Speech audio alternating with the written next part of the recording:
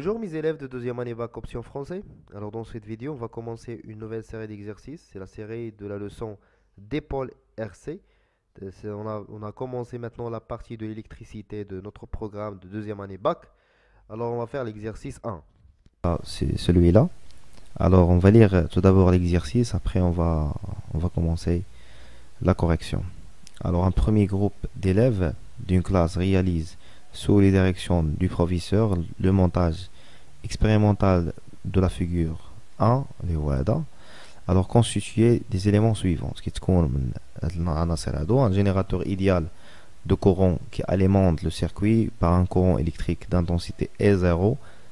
Bien sûr, E0 est égal à une constante, un conducteur ohmique de résistance R, et aussi on a deux condensateurs montés en parallèle, respectivement de capacité C1 est égal à 7,5 millifarad et une capacité inconnue.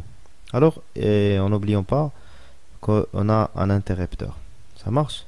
Alors, à l'instant t est égal à 0, un élève ferme le circuit, ferme l'interrupteur.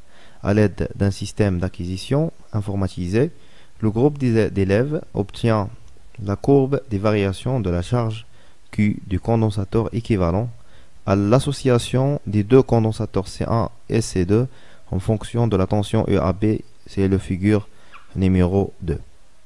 La première question. Alors la première question, c'est quel est l'intérêt de monter des condensateurs en parallèle?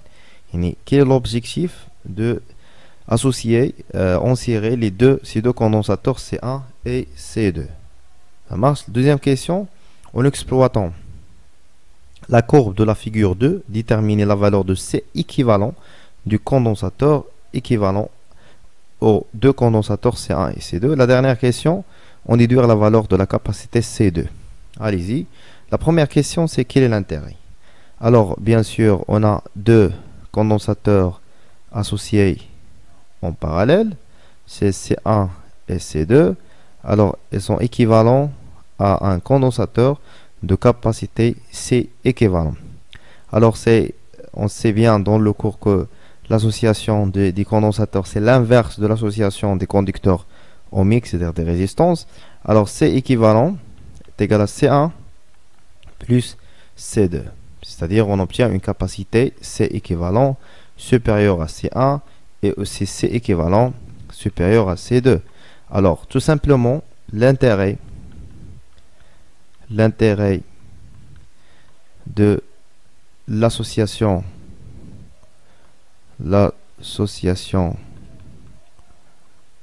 en parallèle, c'est augmenter la capacité C. Ça marche? Alors, pour la deuxième question, en exploitant la courbe de la figure 2, déterminer la capacité C équivalent. Alors, on a dans la courbe, on a une fonction linéaire. D'accord? Alors, la courbe, deuxième question. Alors, la courbe, bien sûr, c'est une fonction linéaire. Alors, bien sûr, une fonction linéaire s'écrit sous cette forme. Q est égal à une constante A fois UAB. Et on sait quoi? On sait que Q est égal à C fois UAB. C'est-à-dire là, le tension aux bornes du condensateur. Alors, avec A, c'est quoi? C'est le coefficient directeur. Le coefficient directeur.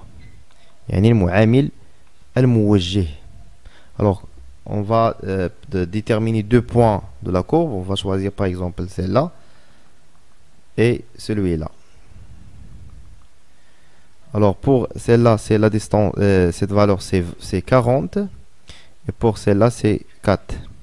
Alors, A est égal à C. C'est C équivalent, bien sûr. C fois est égal à, bien sûr, 40. N'oubliez pas la conversion. On a microcoulomb, c'est-à-dire on va multiplier fois 10 à la puissance moins 6 sur 4 volts. Alors, on obtient que C équivalent, bien sûr, n'oubliez pas de mettre équivalent. Alors est égal à peu près 1 fois 10 à la puissance moins 5.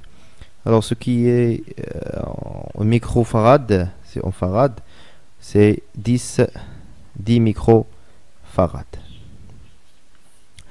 Bon, on est arrivé maintenant, on a déterminé pardon, la capacité équivalente des deux condensateurs, l'association des deux condensateurs. Alors on va répondre maintenant à la troisième question, c'est-à-dire la détermination de la valeur C2. Troisième question. Alors on sait que quoi? Dans la première question, on a déterminé que la capacité équivalente, c'est capacité C1 plus C2. C1 déjà donné. Et c'est équivalent, on a déterminé c'est équivalent d'après la question numéro 2. Alors C2, tout simplement, c'est C équivalent moins C1. Alors C2 est égal à C équivalent. C équivalent, on a trouvé d'après la question précédente, c'est 10 microfarads, c'est-à-dire 10 à la puissance moins 6. Moins C1, on a déjà la valeur de C1, c'est 7,5 millifarads, c'est-à-dire 10 à la puissance moins 3. Alors on calcule ça, on trouve 7,8, 10 à la puissance moins 3 farads, ce qui est C2 et 7,8 millifarad. Ça marche? Bon, on est arrivé à la fin de l'exercice. N'oubliez pas de partager la vidéo avec tes collègues et abonnez aussi dans notre chaîne. Au revoir.